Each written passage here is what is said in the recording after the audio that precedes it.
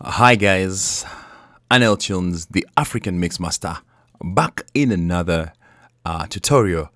And let me say Happy New Year to everyone. And this new year comes with very exciting news.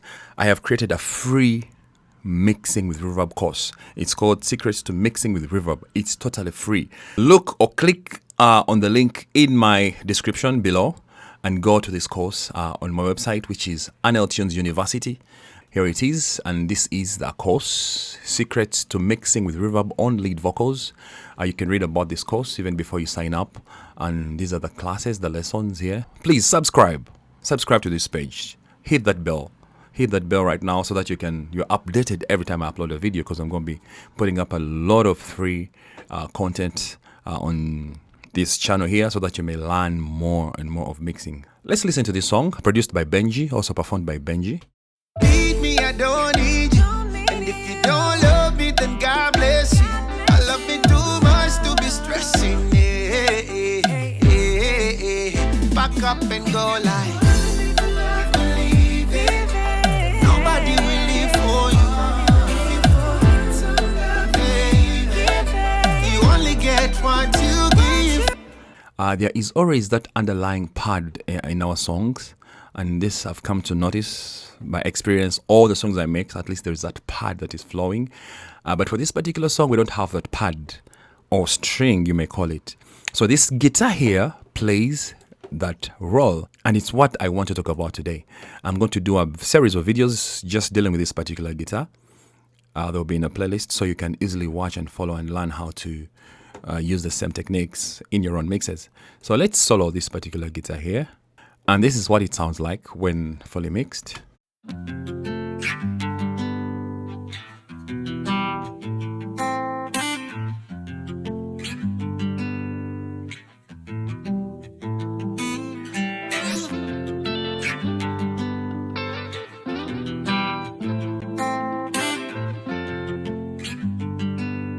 You feel it has a lot of body in it, and that was intentional.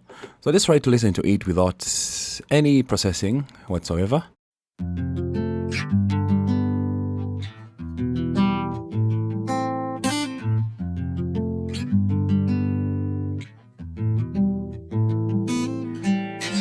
It has a lot of boominess, a lot of low end, and I had to deal with that using the EQ. I went for the Pro Q3 by FabFilter and just my EQ of choice. You can use any other EQ that you're free, that you feel easy to work with. So here we go. And this is how I processed it, again without.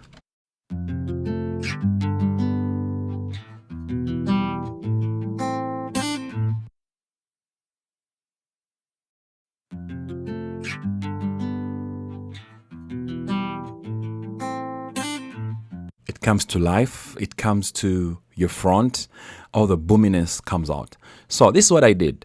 First and foremost, I did a high pass just to get out all those unwanted frequencies down there that if left there, they'll keep on mounting and mounting and mounting, and you get a mix that is stuffed up, a mix that is not breathing, okay?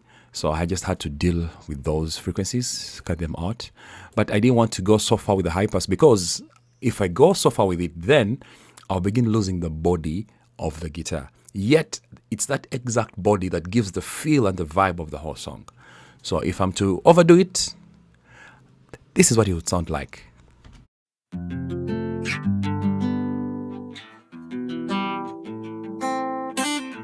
The guitar gets very, very, very thin. So what do we do? I just had to pull it back to a place whereby I feel I'm not losing any of that body whatsoever, because I want that body there. I only have to control it, but not take it out totally.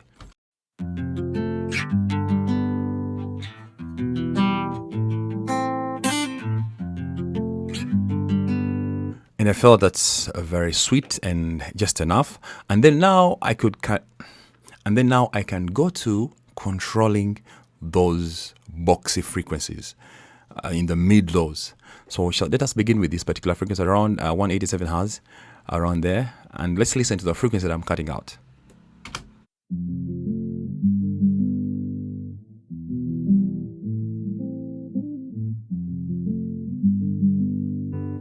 hear that boxy frequency.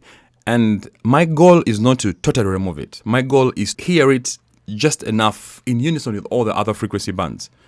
The challenge is we normally fall into a trap of soloing a particular frequency and then over cutting it out or over boosting it. When you cut a frequency, listen to the whole recording together and see, have you taken out so much, or should you add some more, or should you leave it? So when I listened to it, when I cut out this boxy frequency, I just felt like at 2 dB is just enough of a cut. I really didn't want to do so much into this mid boxy frequency here. And then I did some more cutting here using this kind of curve here.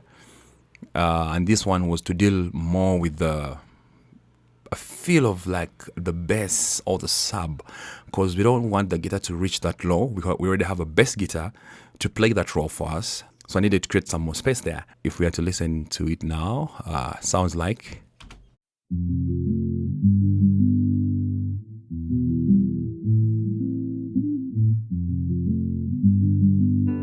So it's not the role of the acoustic rhythm guitar to play in that place. That's why I had to cut it out around negative 4 dB. You can see just reduced by 4 dB, and I'm not totally kicking out those frequencies.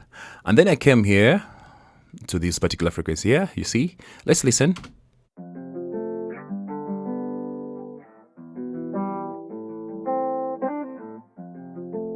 That frequency can be very, very disturbing in guitars. There is, I don't have a term to use to describe it, but when I hear it, it irritates me. So I had to bring it down to around 3 dB. Yeah. And then here, of course, this was a frequency that was piercing my ears that I really needed to cut. That's why you see I had to do a -7 cut with a narrow Q to cut it out. And that is it. So when we listen to the whole guitar with just the EQ,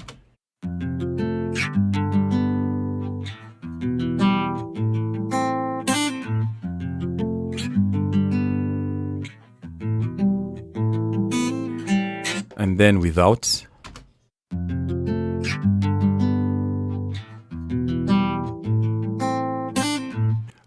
so let's listen to the guitar in the whole mix, as in the instrumental. I'm going to mute all the vocals. They're muted here. So let's try to listen to the guitar in the instrumental.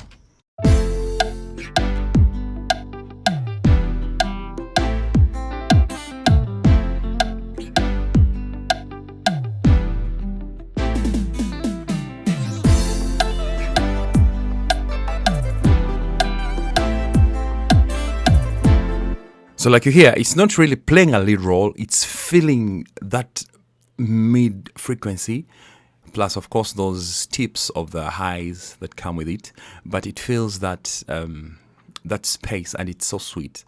We don't have to hear it so much, we only have to, the goal is to feel it in the whole mix together. Thank you for watching this tutorial. Feel free to go now, click the link below, go and watch and study and learn, sign up for the course, Secrets on how to mix reverb on African vocals. Go right now, watch it. It's totally free, 100% free, no payment required. See you in my next episode. Also, don't forget to subscribe and hit that bell. See you in my next tutorial. Bye-bye.